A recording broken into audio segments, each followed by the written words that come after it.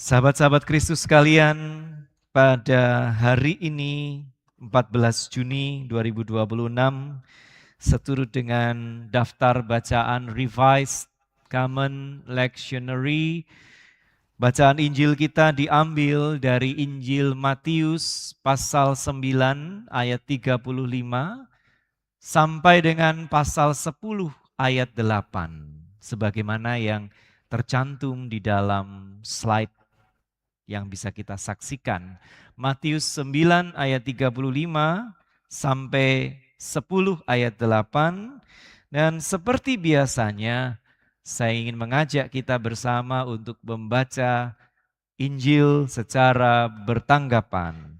Saya akan membacakan ayat 35, lalu ibu bapak, saudari-saudara, kawan-kawan, adik-adik, saya mohon membacakan ayat 36 dengan dipandu oleh kawan-kawan pemandu pujian kita, begitu seterusnya sampai pasal 10 ayat 8. Sudah ketemu semuanya? Ini Kak Endah, Kak Mimin, dan Kak Yulia sudah ketemu? Baik, sudah siap? Baik, Matius 9 ayat 35 sampai Matius 10 ayat 8. Demikianlah Yesus berkeliling ke semua kota dan desa. Ia mengajar dalam rumah-rumah ibadat dan memberitakan Injil kerajaan sorga serta melenyapkan segala penyakit dan kelemahan. Melihat orang banyak itu, tergeraklah hati Yesus oleh belas kasihan kepada mereka, karena mereka lelah dan terlantar seperti domba yang tidak bergembala. Maka katanya kepada murid-muridnya, "Tuaian memang banyak, tetapi pekerja sedikit. Karena itu mintalah kepada Tuhan yang punya tuaian, supaya ia mengirimkan pekerja-pekerja untuk tuaian itu." Yesus memanggil ke-12 muridnya dan memberi kuasa kepada mereka untuk mengusir roh-roh jahat dan untuk melenyapkan segala penyakit dan segala kelemahan. Inilah nama ke-12 rasul itu. Pertama, Simon yang disebut Petrus dan Andreas saudaranya, dan Yakobus anak Zebedeus, dan Yohanes saudaranya, Filipus dan Bartolomeus, Thomas dan Matius pemungut cukai, Yakobus anak Alfeus dan Tadeus, Simon orang Zelot, dan Yudas Iskariot yang mengkhianati dia. Ke-12 murid itu diutus oleh Yesus dan ia berpesan kepada mereka, "Janganlah kamu menyimpang ke jalan bangsa lain atau masuk ke dalam kota orang Samaria. Melainkan pergilah kepada domba-domba yang hilang dari umat Israel. Pergilah dan beritakanlah, kerajaan sorga sudah dekat." Sembuhkanlah orang sakit, bangkitkanlah orang mati, tahirkanlah orang kusta, usirlah setan-setan. Kamu telah memperolehnya dengan cuma-cuma, karena itu berikanlah pula dengan cuma-cuma. Demikianlah Injil Kristus menurut kesaksian penulis Matius. Diberkatilah setiap kita yang bersedia untuk mewujud nyatakan kebenaran Injil Kristus tersebut di dalam keseharian hidup kita. Haleluya.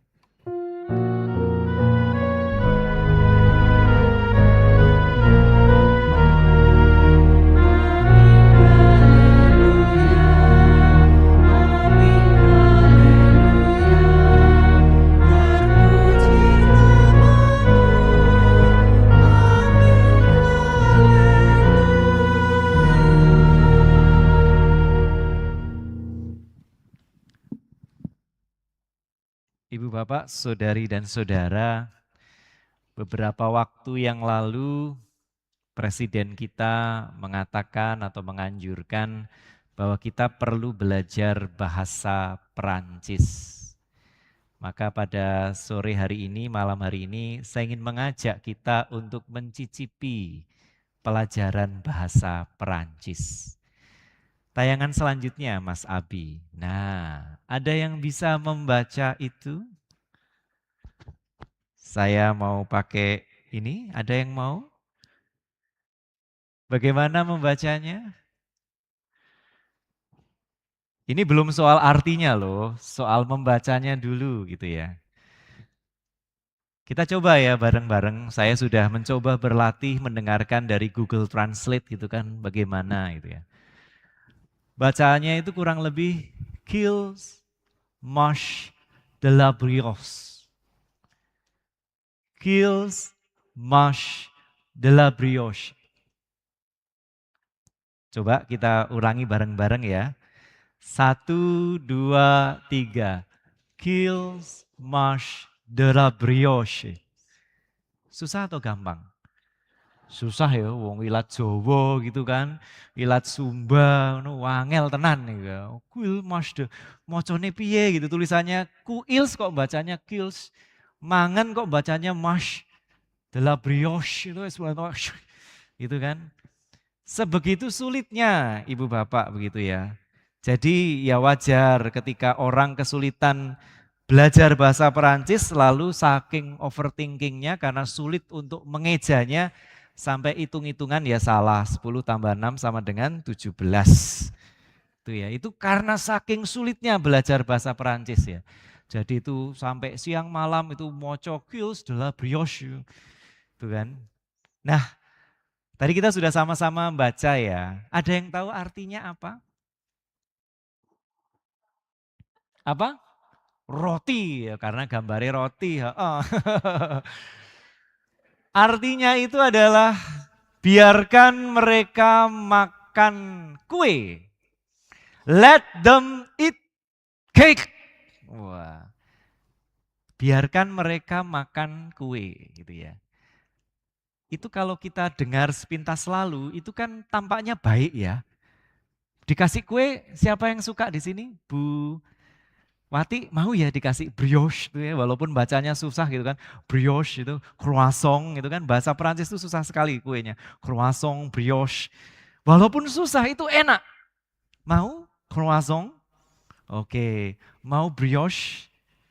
Kan sepintas selalu itu baik ya. Tetapi ungkapan ini sebetulnya bukan ungkapan yang baik. Ungkapan ini sering diasosiasikan, dihubungkan dengan Marie Antoine. Marie Antoine ini adalah seorang putri bangsawan Perancis yang mungkin kayak influencer-influencer zaman sekarang begitu ya. Suka pakai pakaian yang mewah-mewah dan menunjukkan gaya hidup yang mewah-mewah. Di hotel berbintang, pakai pakaian mahal, flexing sana, flexing sini. Padahal pada saat itu Perancis sedang mengalami masalah sehingga dia disebut sebagai Madame de Vichy. Jadi gaya hidup bangsawan seperti Marie Antoine ini yang lalu menimbulkan masalah ekonomi. Ya mirip seperti yang sering jalan-jalan kemana-mana itu juga sih ya mungkin ya. Jadi ke Four Seasons dan lain sebagainya. Tetapi sebetulnya tidak ada yang bisa memastikan bahwa ini adalah ungkapan Marie Antoine karena sebetulnya ungkapan ini muncul dalam tulisan Jean-Jacques Rousseau, seorang filsuf di dalam bukunya Confessions. Dia menulis begini, "At length I remember the last resort of a great princess who when told that the peasants had no bread," in French, pain, replied, "Then let them eat cake," in French, brioche. Jadi Rousseau itu mencatat bahwa saya itu tidak habis pikir ketika saya mendengar seorang putri yang agung, itu ketika diberitahu bahwa putri, tuan putri, rakyat kita tidak bisa makan roti, peng. Karena saking enggak touching the grass-nya, enggak ngerti angele urip wong susah begitu ya. Putri ini dengan gampang mengatakan, ya wes, Kalau nggak bisa makan roti, ya makan kue aja gitu kan. Kan nggak make sense ya. Ada orang kelaparan, dan karena kelaparan nggak bisa beli roti yang sederhana, pain lalu ya wis. Kalau nggak ada roti, pain kan ada brioche, ada croissant, ada macam-macam. Kasih makan itu aja. Jadi ini sebetulnya ungkapan yang menunjukkan betapa tidak peduli, betapa berjaraknya orang yang hidupnya mapan, nyaman dengan pergumulan dan kesusahan dan penderitaan orang-orang kere gitu kan. Sing kere ku wis kangelan mangan malah ya wis gitu. Jadi kalau dikatakan mungkin kalau di Jawa gitu kan, itu kan nuwun sewu menika kawula alit mboten saged numbas sekul. Ya wis ora apa-apa, kan isih ono kue tiaw. Wah, kan enggak masuk. Selucu itu dan setidak sensitif itu. Jadi ungkapan yang tampaknya baik, tetapi sebetulnya ketika kita letakkan dalam konteksnya, itu lalu menjadi ungkapan yang tidak baik, ungkapan yang sama sekali berbeda maksudnya. Dan kenapa saya mengajak kita untuk berkenalan dengan ini bukan sekadar FOMO dengan budaya atau bahasa Perancis, tetapi bagi saya kita seringkali meletakkan ungkapan Yesus yang baru saja kita baca tadi di dalam Matius 9 ayat 37 sampai 38. Tuaian memang banyak, tetapi pekerja sedikit. Karena itu mintalah kepada Tuhan yang empunya tuaian itu supaya ia mengirimkan pekerja-pekerja untuk tuaian itu. Kita seringkali melepaskan ungkapan ini dari konteks sejarahnya. Sehingga pemahamannya pun aneh-aneh. Seringkali dipakai ini kan habis ini pencalonan majelis gitu ya. Itu kan lihat Bapak Ibu yang dicalonkan jadi majelis, ini tuaiannya sebanyak ini. Tapi pekerjanya cuma sedikit. Jadi mintalah Ibu Bapak, Saudara dan Saudara kepada Tuhan supaya siapa saja yang dihubungi untuk jadi calon majelis itu mengatakan, nggih kanthi gumolonging manah. Ya, dengan segenap hati. Jadi nanti datang ke rumahnya Bu Agung misalnya sebagai calon majelis, itu lalu Bu, ini tuaian itu banyak Bu. Tapi pekerjanya cuma Pak Basuki terus. Mbok ya ditambahi wilayah 4. Mau ya diutus Tuhan ya. Gitu. Terus datang lagi ke wilayah lain. Oh Pak Catur ini tuaiannya itu banyak. Warga wilayah 2 itu banyak. Pak Catur mbok mau ya jadi pekerja Tuhan, jadi majelis. Ya. Atau teman-teman yang di sini misalnya, ini masa yang ngiringi Mbak Rara terus. Di sini siapa yang bisa main organ, main keyboard? Silakan angkat tangan. Mbak Vena bisa? Oh, walaupun bukan warga Condong Catur, tetap tuaian banyak. Jadi tuaiannya bukan cuma di Ndayu, tapi di Condong Catur juga. Mau ya bantu-bantu di sini ya. Tuhan mengutus Mas Kukuh, itu tuaian di Condong Catur banyak. Jadi tidak hanya Purworejo atau Purwokerto, di sini juga bisa ya Mas ya. Seringkali dimaknai seperti itu. Ini dilepaskan sama sekali dari konteks sejarahnya. Maka pada saat ini saya ingin mengajak kita untuk belajar. Sebetulnya ungkapan itu muncul dalam situasi seperti apa. Jadi karena seringkali dilepaskan, ya seperti tadi ketika kita mendengar Quills, Marche de la Brioche, kan baik, diminta untuk memberi kue, tapi ketika dilepaskan, oh konteksnya ini kelaparan, orang nggak bisa beli roti, malah disuruh kasih kue, ini nggak make sense. Persis seperti itulah seringkali ungkapan Yesus ini dimaknai dan dipahami.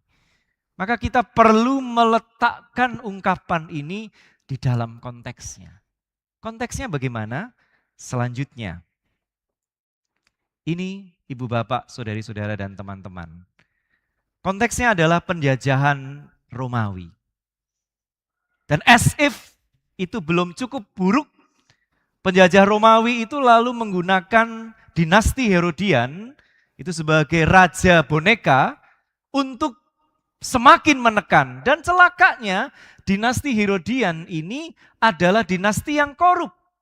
Dan celakanya lagi dinasti yang korup ini raja boneka yang korup ini lalu didukung oleh para elit agama pada saat itu.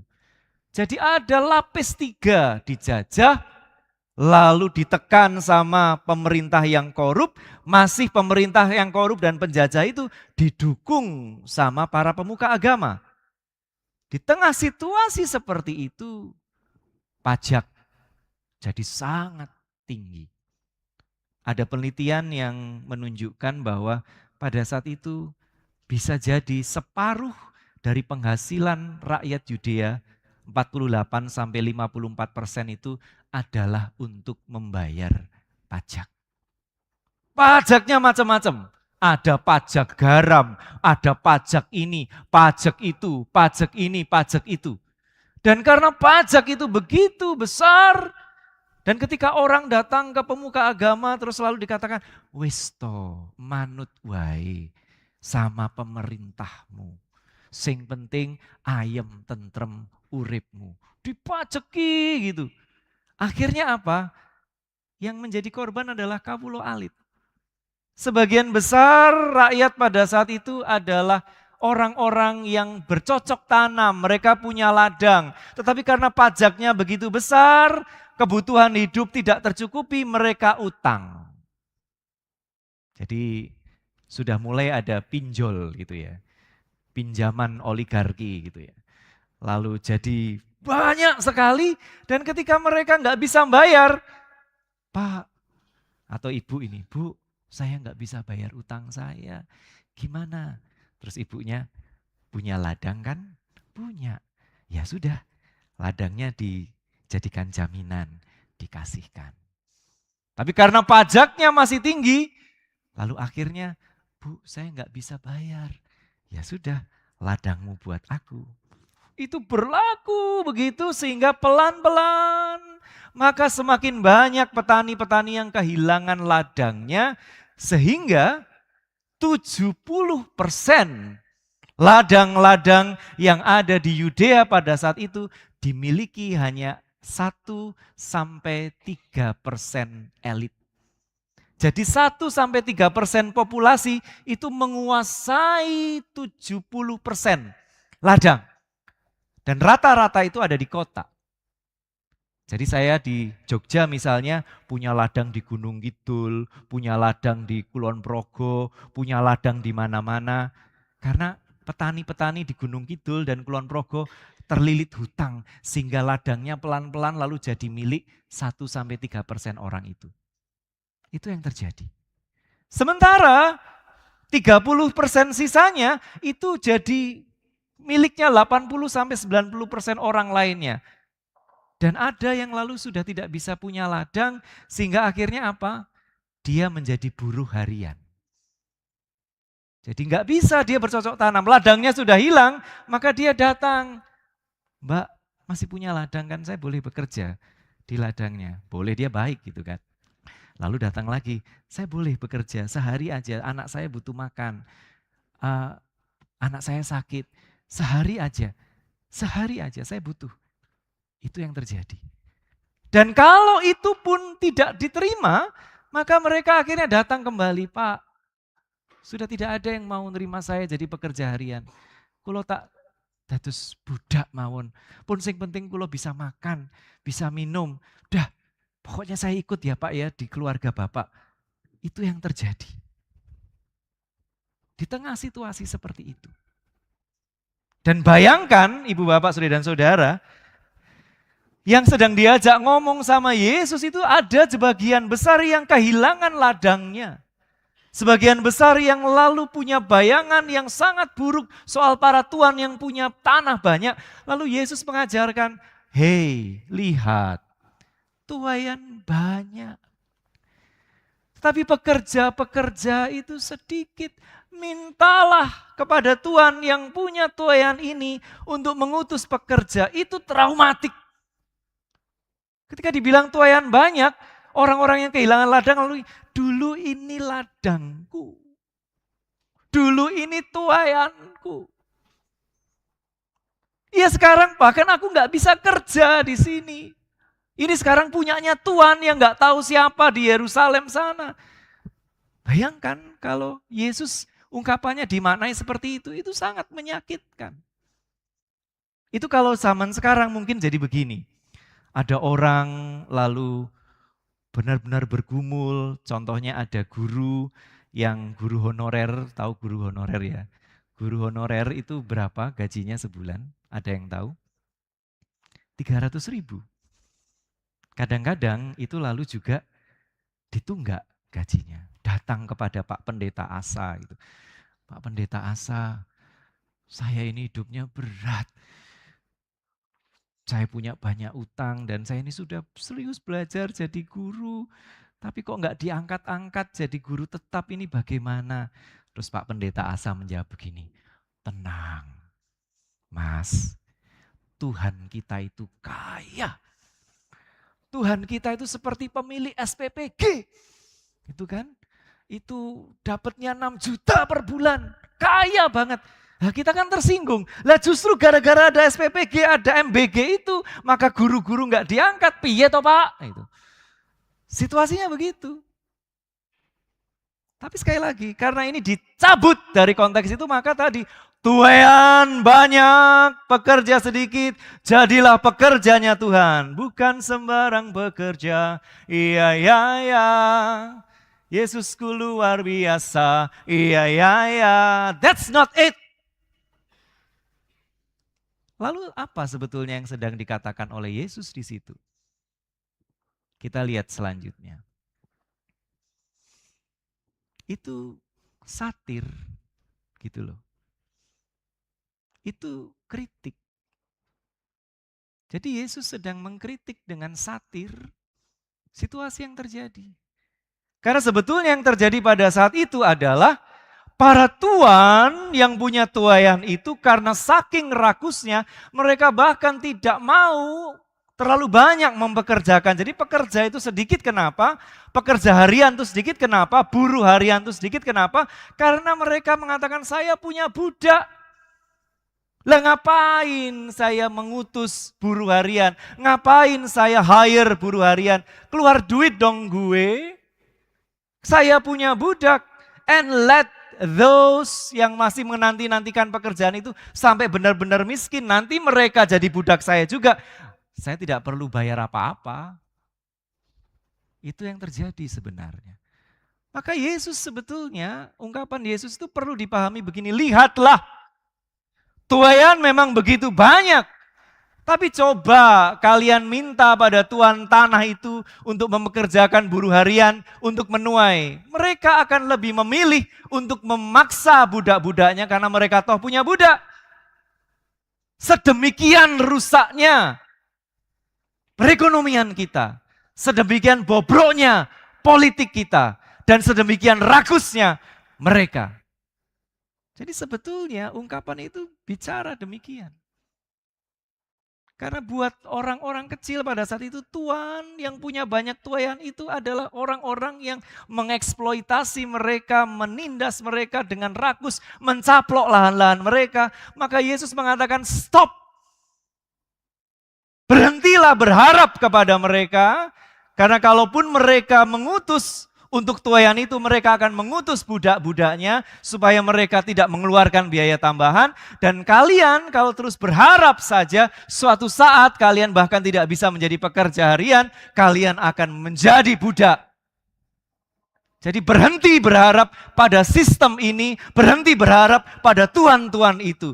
Dan Tuhan bukan tuan-tuan itu. Itu yang terjadi sebenarnya. Dan persis ketika itu yang terjadi, maka Yesus memanggil para muridnya. Dan kalau kita perhatikan pemanggilan para murid itu sebetulnya selanjutnya adalah upaya Yesus untuk mulai mengawali gerakan transformatif yang berdasarkan kesadaran. Dan kita lihat begitu mix murid-murid Yesus itu. Ada siapa? Ada Simon dan Andreas. Mereka itu nelayan-nelayan miskin. Mereka buruh nelayan. Mereka diajak. Tetapi apakah hanya mereka yang menjadi korban itu yang diajak? Oh tidak, juga diajaklah kelas menengah. Disitulah ada Yohanes dan Yakobus, karena Zebedeus itu punya kapal, punya usaha untuk pengolahan ikan. Mereka kelas menengah, middle class. Tetapi juga Yesus mengajak Matius pemungut cukai, orang yang benar-benar pro sama pemerintah, bahkan pro sama penjajah, karena mereka diuntungkan diajak.